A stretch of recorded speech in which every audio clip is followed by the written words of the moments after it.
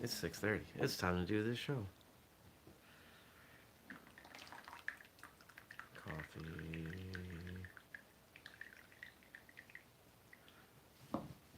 Those of you that have never seen it, this is the coffee thing I would use. It's a tea strainer, tea filter, tea infuser, something like that. And here we go in 3, 2, 1.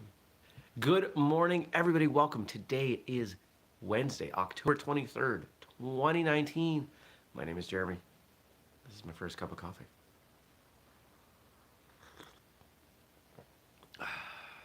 It's growing on me. It still tastes terrible, but it's growing on me. Good morning, Casper. Although it's not morning for you, is it? Casper, past guest from Martial Arts Radio. Well, today's Wednesday. So, man, yesterday was a good day. Ended up, I think I told you guys. All right. I think I told everybody yesterday that Casper says he took a nap after training. Yeah, crashing out after training is great. But I don't usually train in the mornings. I trained last night.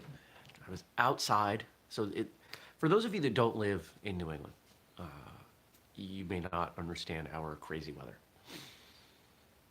In the winter, it can get down to 30 below zero. It's Fahrenheit. Summer can get up to 95, 100 degrees. We hit 100 this summer. We're definitely going to hit 20 below, maybe even 30 below this winter. We have quite the range, quite the span in temperatures. And so last night, when it was 60 degrees below zero, 60 degrees, period. Man, hold on. More coffee. What the heck? Okay. So last night when I got to Sensei Smith's house and it was 60 degrees, we went outside and trained. Because for end of October, that's pretty warm. It was dripping rain a little bit, not too bad, but we're out there swinging some sticks, doing some eskrima, and had a great time. It was a great old time. Did that for a little over an hour and called it a day, and I came home and made some dinner.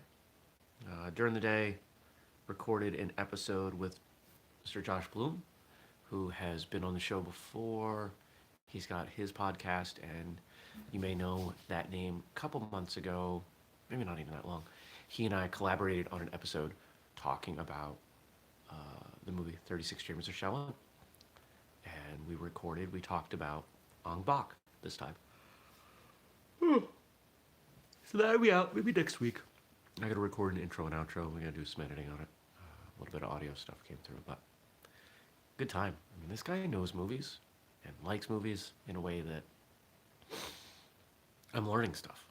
So our discussion about the movie was a lot of fun. Time went fast, and we'll do it again. I'm always looking for what everyone's gonna enjoy, what everyone's gonna watch, listen to. And if I enjoy it at the same time, all the better. In between, just was doing a bunch of work, consulting work, email work.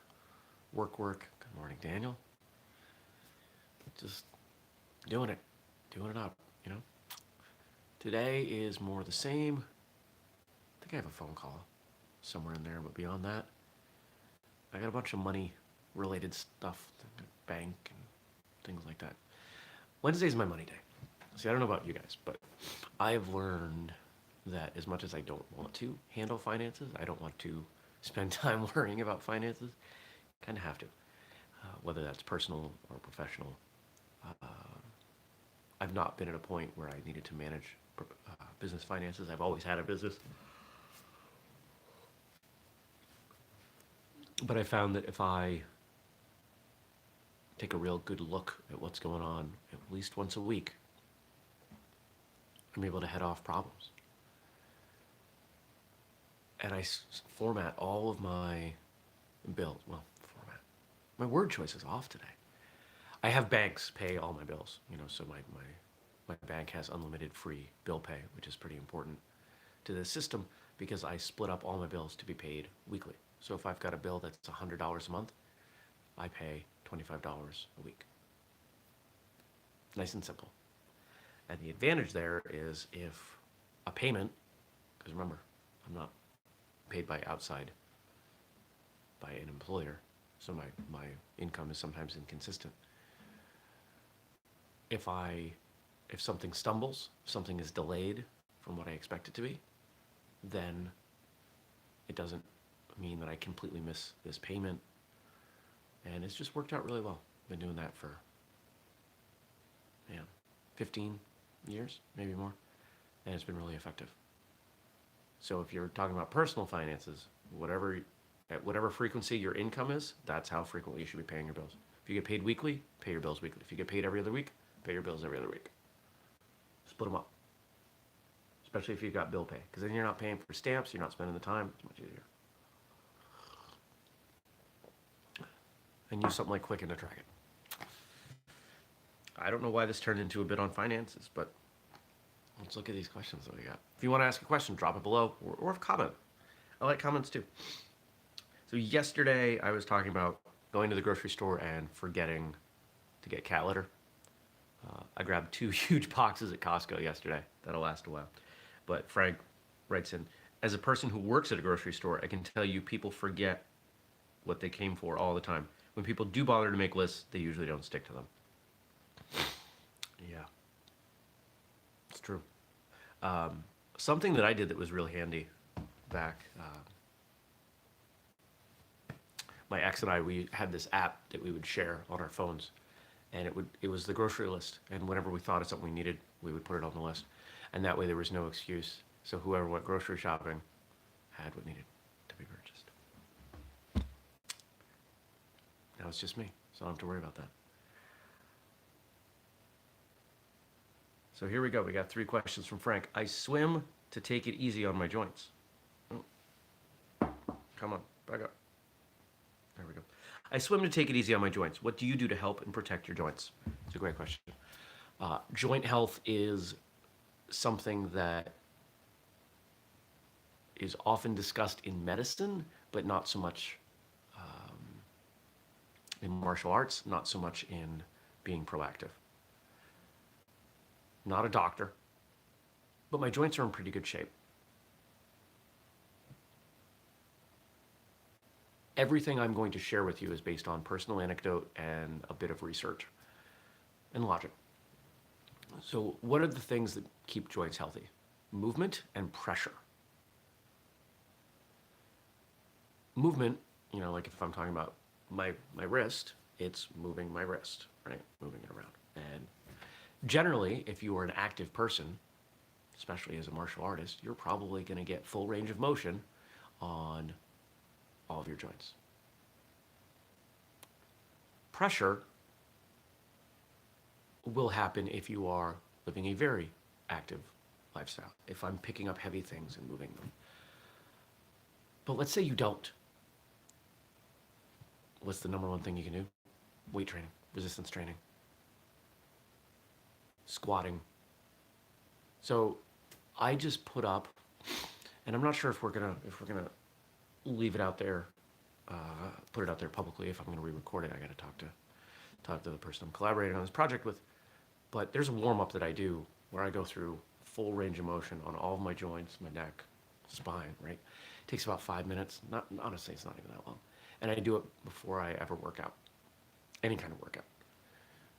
And that has helped me remain healthy. What are the other things you can do? Joints are pretty sensitive to inflammation, so if you're eating foods that create inflammation for you, like for me, that's a lot of oils, like vegetable oils and things like that will mess with me. You cut back on those. You can also eat some anti-inflammatory stuff. If you find yourself taking ibuprofen a lot, especially after training, that's a sign that something's not right.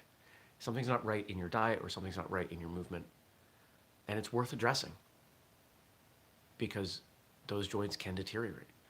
In martial arts, it's often assumed that if you have a lifetime of training, you will need joint replacement.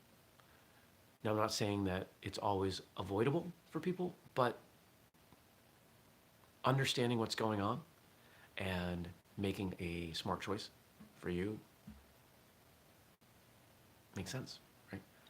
So why not take care of your joints? Why not kick that can down the road as long as possible? Unfortunately, I just saw on Facebook a friend of mine, his knee replacement didn't take. So 12 weeks later, he's getting another one.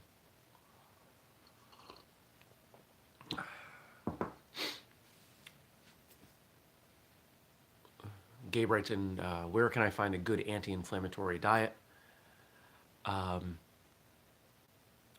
There's a lot of information out there, but here's what I suggest for diet. If you're someone who's looking at improving your life through food, my suggestion, have a notebook. Write down everything you eat and how you feel before you eat, after you eat, maybe even while you eat, and just start keeping track.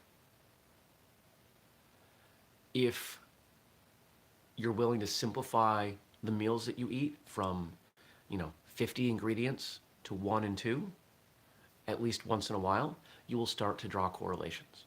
So for example, there was a point in time, maybe a year ago, where I was coming to the conclusion that I was allergic to corn. Because I was eating a lot of corn and my stomach would just bloat up very quickly. And I started looking at, there's a lot of corn chips. I like Mexican food. And quite often I will make nachos for dinner. But then I noticed that those same foods on a soft tortilla didn't do anything to me. So I started doing some research and I did some testing. It's the oil. It's the vegetable oils that corn chips, hard taco shells, some bread products have. So now, sourdough bread, I didn't think bread was working for me. Soft tortillas, all good. I'm fine. If you start connecting the dots, you'll identify the foods that make you feel good and those that don't. The foods that don't make you feel good are likely to be inflammatory in some way. And of course, you can pull up lists. The more natural your diet, the better things are going to go. And what was that? So Daniel writes in, I'm an unfit 40-year-old fat man. Be nice to yourself. My joints hurt a lot. I never feel better than when I'm doing yoga or Pilates classes regularly. Yeah. My guess is those movement disciplines are moving your joints through ranges of motion that you don't get otherwise. And while muscle gets nourishment regardless of movement because the heart pumps it through, joints receive nourishment through movement alone. If you're not bringing your joints through full ranges of motion, they're not getting what they need. So that's why I like that warm up. Good stuff. We could probably do a whole episode on this. Exactly how is teaching a 12-year-old different from teaching a 4-year-old? Well, if you have ever taught a 4-year-old, you're welcome, Gabe. If you've ever taught a 4-year-old, you know that it's kind of like controlled chaos, that getting them to pay attention to you is often a victory. With very young children, so my teaching philosophy is that you focus on making it fun. Different age groups have different requirements for what is fun.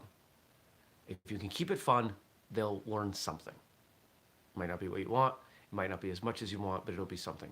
And they'll come back, and then you have the opportunity to teach them more. A 4-year-old needs constant movement most of the time, right? Most kids. So you got to keep them moving, you got to keep things exciting, you got to keep your energy level really high.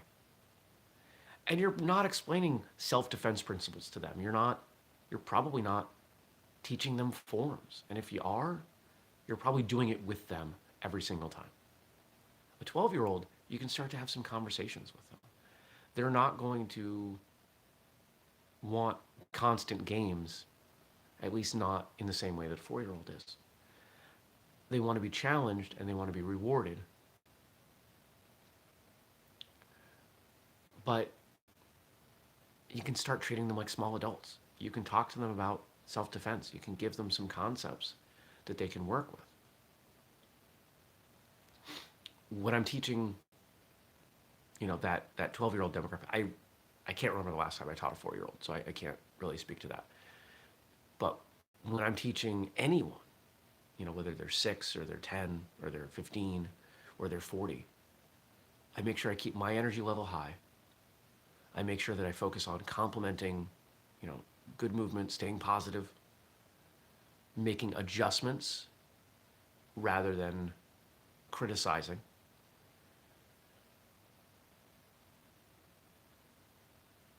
And making sure that there's so much going on that they don't have time to be bored or distracted. With really young kids, that can be as simple as, okay, we're doing front kicks, and now we're turning to this wall and we're doing front kicks, and now we're facing this wall, and now we're facing, that post, and now we're facing that window. And if you do that, if you get them doing, 5 on each side or 3 on each side, and you keep changing the direction, and if you're having fun with it, if you've got energy, they're going to respond to that. And you might end up getting 50 kicks out of them on each side before you need to move on. Compare that to going up and down the line.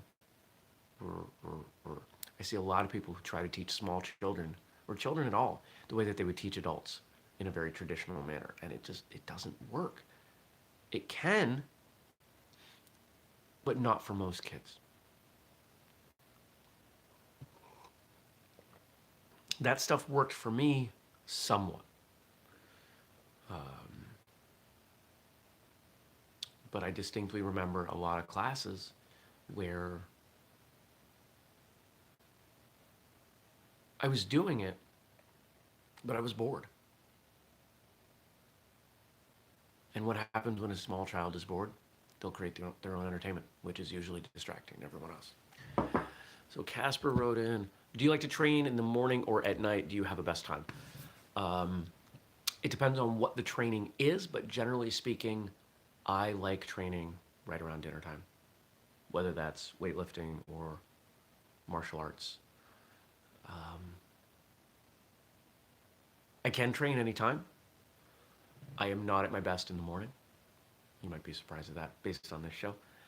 But honestly, because of the show, I'm far more awake this time of day and far more functional than I have been historically.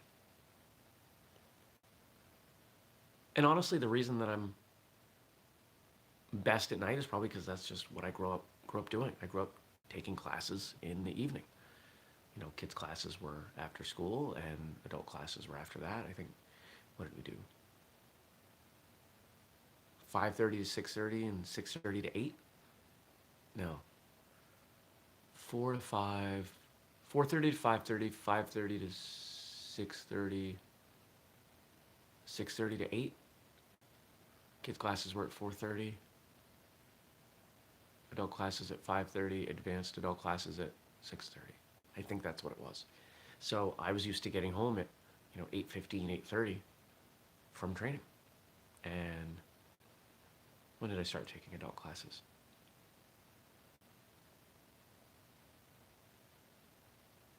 No, must have been 6 to 7 and 7 to 8:30 because I'm remembering when I got off the bus. 5 to 6, 6 to 7, 7 to 8:30.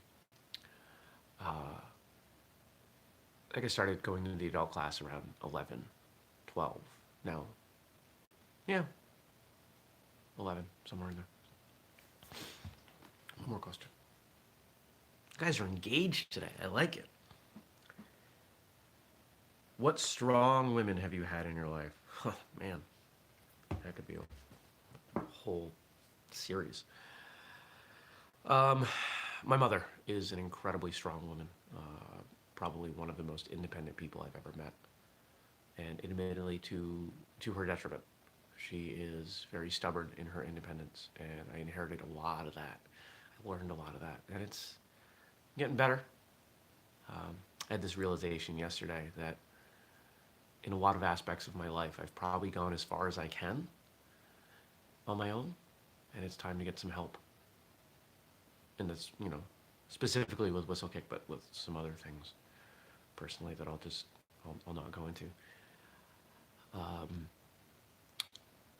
Growing up, I had two karate instructors, and one of them, Shihan Beth Bilat, who's been on the show, basically my second mom. She's phenomenal. And I'm so fortunate that I get to spend time with her again, now that we've reconnected.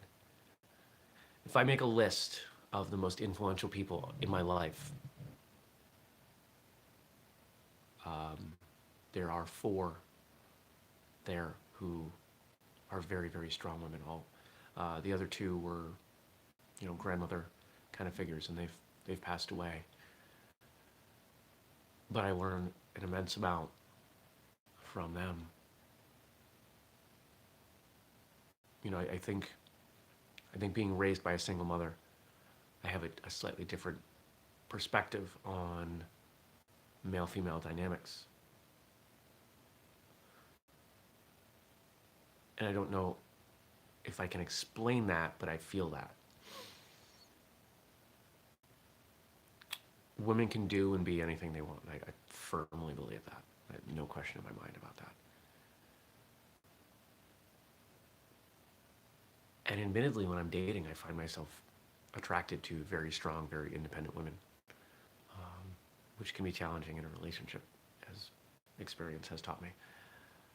But there's something pretty cool about that.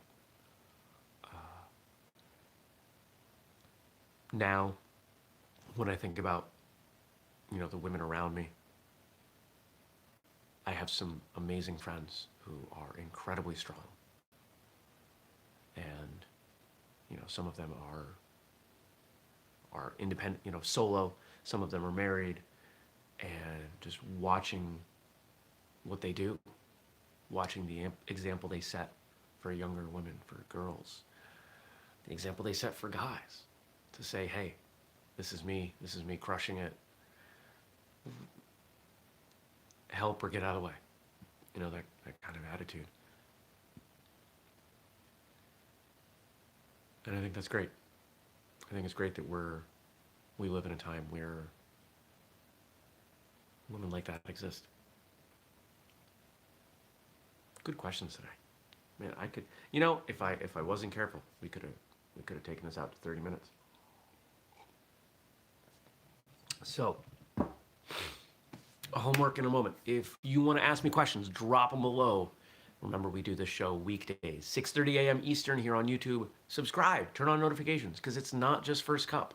It's First Cup, it's martial arts radio, it's Who'd Win, it's occasional other things that end up on the channel. We're making as much content for you as possible. If you're not subscribed to Martial Arts Radio or First Cup in your podcast app, go ahead and do it. Even if you're not going to listen to them, it helps us. The numbers help us. I know, it's cheating a little bit, but you never know when you're going to listen to it, so you might as well have them, right? What else? Check out Martial Journal, martialjournal.com, and I think that's it there. Ding, ding, ding. Yep, that's what we got there. So, here's your homework. I want you to develop your own, you don't have to develop it. I want you to take yourself through some joint movement just one time. I want you to start at your head, think about every joint. Remember, every vertebrae is a joint. Casper says we want to see the cat. The cat is not nearby. Fortunately, she is being quiet and sleeping right now. I'm not going to get her. She's annoying enough when she's not. I want you to go head to toe, and I want you to think about every joint and how to move it full. Here's a hint. Back, turn. Think about back fist behind you and vary the height. And I want you to see how you feel. And if it's something that feels good, I want you to do it more often. I want you to think about how to keep those joints healthy. Movement and pressure or compression, weight, whatever you want to think of it as. And if something hurts, don't just accept that something hurts. Find out why. Okay? I'll see you back here tomorrow. I hope you have a fantastic day. Take care. Peace.